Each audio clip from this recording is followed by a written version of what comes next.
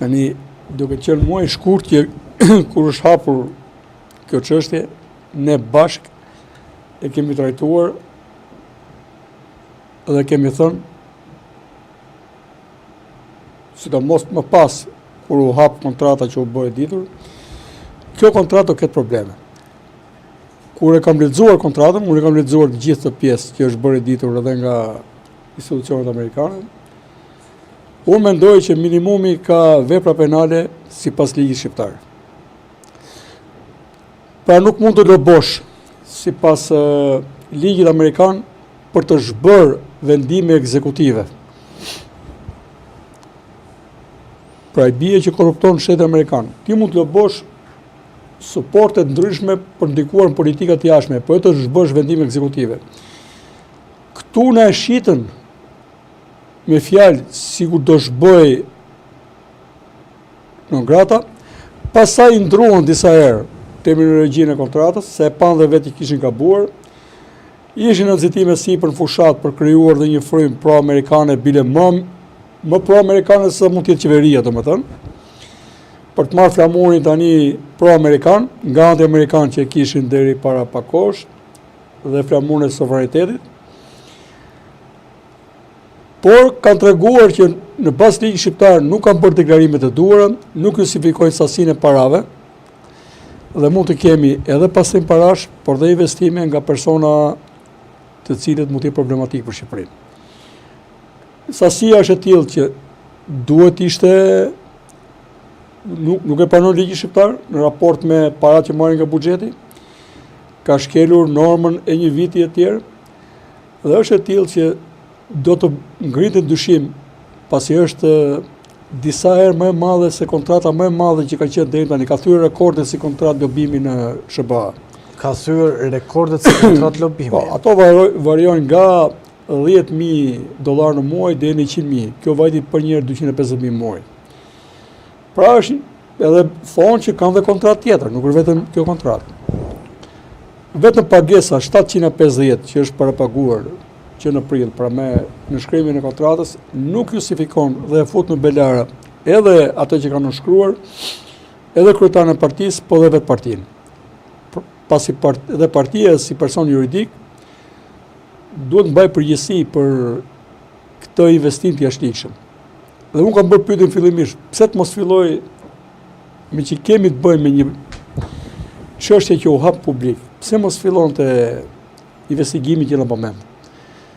Tani unë supozoj në bazë të kontrate dhe këtij investimi të jashtëligjshëm, që unë e kam në mënyrë padyshim që është jashtëligjshëm. Tani do ta vërtetoj gjykata, por pasi drejtësia, por për mua është jashtëligjshëm.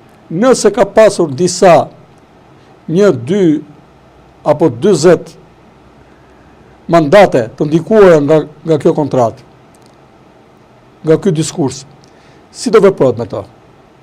Pra ne po merremi me kontratën, por nuk parandaluam pasojat. Nëse do të ishte një parti e vogël dhe pa rëndësishme, se ne nuk i dalim dot nga ndikimi dhe partisë, po edhe mentalitetit tonë, duke qenë parti e madhe, mos na destabilizoj politikën e tjerë, ajo parti do të mbyllet patjetër me një vendim gjykate. Të paktën të pezullojë për disa vite. Kështu që unë shoh një bela tjetër për Berishën, është patjetër dhe ai implikuar këtu, jo vetëm pse me shërbimin, por është kryetari i forcës politike. Para se të kaloj të pastaj dhe për Flamur Nogën dhe persona të tjerë të cilët kanë investuar. Rrezikojnë ndonjë dënim? Patjetër. Sa mund të rrezikojnë? Po nuk tani po që pastim parash, pastaj shkon ke 15 vjeç. 15 vite. Se janë shumë të mëdha. Po unë mendoj që ka dhe kontrata të tjera dhe këtë ka thënë Berisha. Është thënë në publikisht me gjysmë zëri apo diku në herë dhe me gojën plot, që janë më shumë se janë minimumi 2 kontrata, po është pranuar që janë 3 ose 4. Shohim si i kanë ndarë, por vetë Flamuri ka pranuar që ka qenë deri në fund të këtij viti dhjetor, por fakt ai që ka 2 vjet. Pra mund të kemi një kontratë tjetër deri në dhjetor. Pra mund të ketë një kontratë tjetër që është çështje përsëri çështje lobimi, duhet të jetë apo nuk dihet akoma asgjë. Nuk di të them.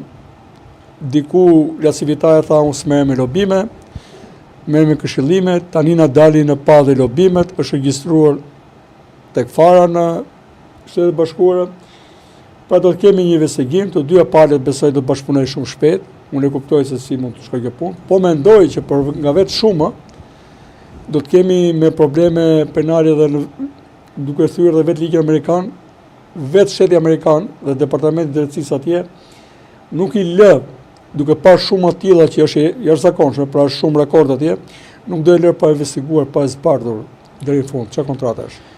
Në këtë kontratë, avokat, do doja më shumë të ma shpjegonit ligjërisht, duke qenë se është fusha juaj. Dhe zoti Berisha mund të jetë i cënueshëm apo përgjësia i ngelet vetëm flamuronës i cili ka si kryetari i këtij, ne kemi të bëjmë me një person juridik që ka një kryetar, që mban përgjegjësinë fund-fundi, pavarësisht që aty ka sekretar që mund ka firmosur. Ky sekretar ka qenë në dieni dhe publikisht, ka deklarata publike që ka bërë. Dhe ka përfituar pikërisht ky me këtë kontratë. Edhe partia që teton ky. Ky mban përgjegjësi si kryetari personit juridik, si shefi i madh i personit juridik që është PD-ja. Dhe kjo kontratë është bërë për gjatë kohës që PD-ja detohet për ti. Kështu që unë i shoh të dy në një problem tjetër tani. Në fakt, nëse qëndrojmë me këto zhvillime, Romeo, në anën tjetër ne shikojmë që në gjithë të problematik apo në gjithë të debatet forta, kalojnë e eshte në fakt urdhri ekzekutiv që firmosi Trump për Ballkanin Perëndimor, për persona non grata kur bën pjesë dhe Shqipëria. Çfarë në kupton ky urdhër ekzekutiv dhe çfarë mund të dinë edhe teleshikuesit pak më shumë për shkak se kalojnë e eshte dhe nuk u trumpetua mediatikisht në atë formë për të kuptuar që a është kjo një linjë që e vazhdonte Biden, po e vazhdonte Trump, a është kjo një linjë që presidentët amerikan pavarësisht se çfarë ndodh ndjekin interesat kombëtare, a është kjo një mesazh për personat që janë të shpallur non grata në Ballkan edhe në Shqipëri, çfarë mekanizmi është ky urdhër ekzekutiv dhe çfarë mesazhesh donte tipte për realitetin ton? Një përshkrim i shkurtër historik. Pra, krye prokurori i parë në botë që ka dalë non grata është krye prokurori shqiptar. Lalla. Dhe ka qenë kohën e presidentës Trumpit. Edhe disa persona tjerë, pra Tom Doshi, Dako e tjerë, kanë dalë non grata pikërisht në atë kohë. Unë ka pas telefonata nga vetë avokata dhe janë personalitete në Amerikë, që janë habitur se çfarë ka ndodhur me Shqipërinë, që krye prokurori parë në botë non grata del nga ju, nga vendi juaj. Pastaj ka dalë president, kemi pasur Nicaragua më pas e tjerë, e cili dhe është arrestuar. Edhe i dënuar bile.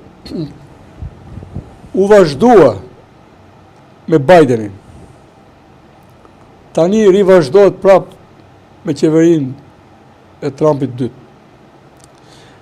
Pra nuk kemi një përmbysje sipas shpresave që kanë pasur klanet ndryshme politike Shqipëria për persona ndryshëm, nuk kemi një përmbysje.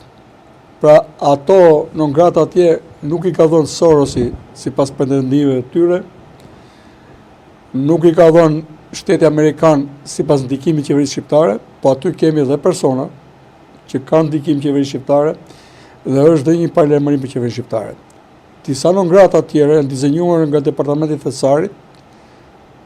Unë prandaj kam bërë dhe një foto aty. Tu dizenjohen thash non gratat, kanë ardhur edhe në 4 nëntor të vitit 2022. Kanë ardhur disa non grata edhe për Maqedoninë e Veriut, edhe për Bosnjën dhe për Shqipërinë. Ata flasin për destabilitet në Ballkan. Dhe gjitha persona që për ne njohim si hajdut ordiner me kostum politik dhe asgjë tepër, të lidhur me krimin, po që në vërtet janë forca destabilizuese.